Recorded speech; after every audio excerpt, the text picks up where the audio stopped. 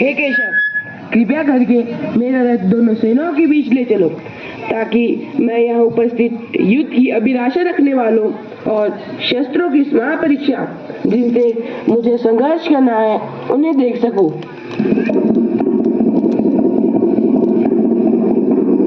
हे पार्थ, यहाँ पर एकत्र सारे कौरवों को देखो। हे केशव, इस प्रकार युद्ध की इच्छा रखने वाले अपने मित्रों तथा संबंधियों को अपने समक्ष उपस्थित देखकर मेरे शरीर के अंग कांप रहे हैं। मेरा मुंह सूखा जा रहा है, मैं खड़ा रहने में भी असमर्थ हूँ। मुझे तो केवल अमंगल ही दिख रहा है। हे अर्जुन, तुम्हारे मन में यह कलमश आया कैसे? जीवन के मूल्यों को जानने वाले के लिए यह अनुकूल नहीं अपितु अपयश देने वाला है।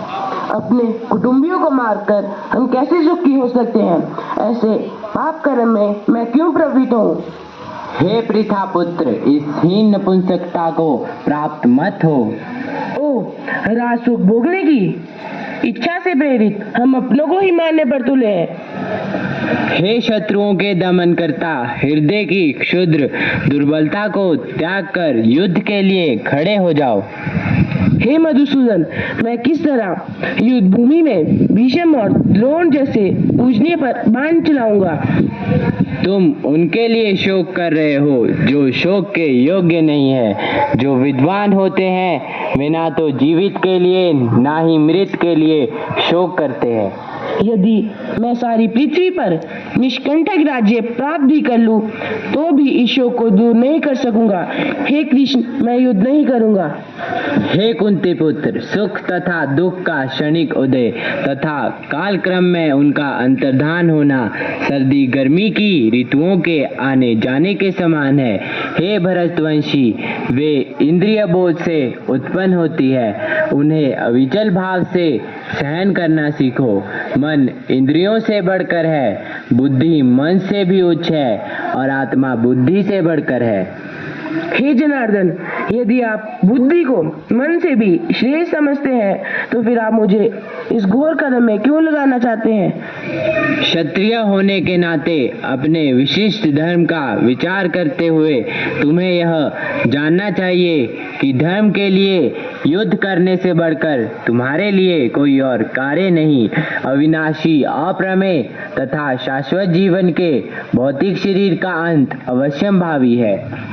हे जनार्दन, आपने आत्मा को बुद्धि से भी श्रेष्ठ कहा है। मैं इसके बारे में कुछ और जानना चाहता हूँ। आत्मा के लिए किसी भी काल में ना तो जन्म है ना ही मृत्यु। जिस प्रकार मनुष्य पुराने वस्त्रों को त्याग कर नए वस्त्र धारण करता है, उसी तरह आत्मा व्यर्थ के शरीर को त्याग कर नवीन भौतिक शरीर को धारण करती है। हे जनार्दन, अध्यात्म में लीन चेतना वाले व्यक्ति के क्या लक्षण है?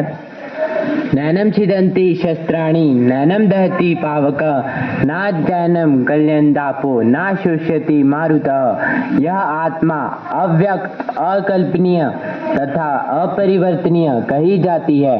यह जानते हुए तुम्हें शरीर के लिए शोक नहीं करना चाहिए। हे केशव, मेरा शरीर कांप रहा है, मेरे रोंगटे खड़े हो रहे हैं, मेरा धनुष हाथ से सरक रहा है।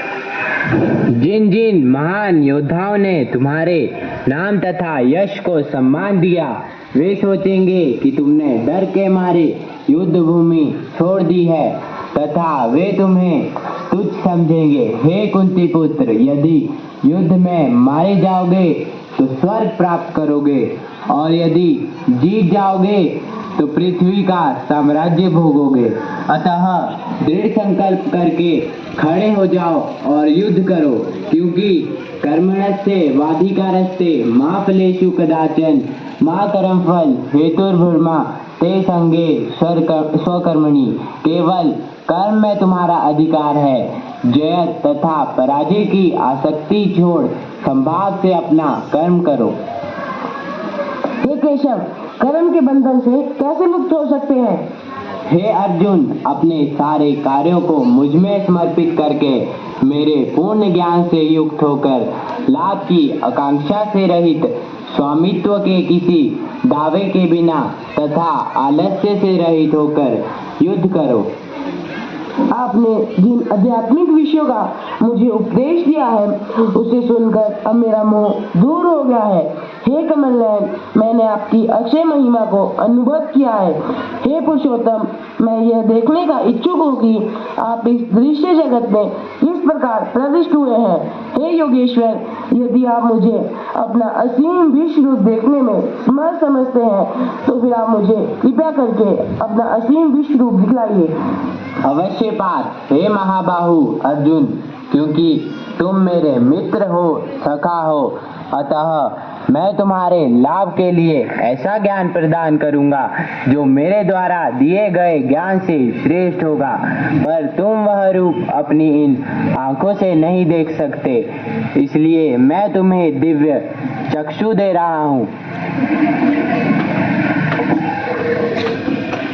अब मेरे योग ऐश्वर्य को देखो।